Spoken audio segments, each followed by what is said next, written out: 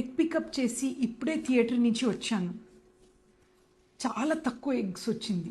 చూస్తే ఆ లేడీకి just 27 years.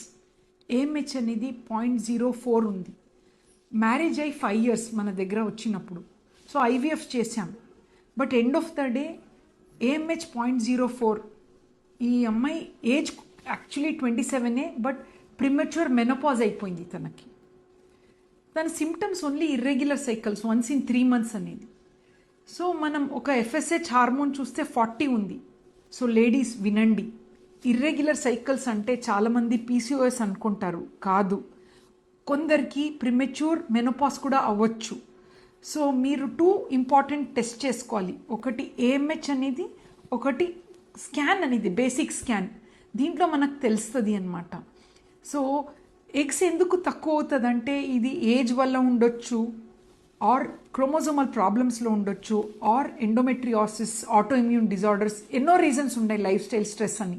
But ఈ టెస్ట్ అవైలబుల్ ఉంది కదా, మీరు ఫైండ్ అవుట్ చేసి జెనెటిక్ మదర్ అవ్వాలి. ఈ మధ్యకాలంలో ఈ ఊసైడ్ ప్రిజర్వేషన్ కూడా ఉన్నాయి ఫెసిలిటీస్. సో డోంట్ హెజిటేట్ అండి, మీ ఫైండ్ అవుట్ చేసి మీ ఎన్ని ఎగ్స్ అని ఫైండ్ అవుట్ చేయండి. Thank you.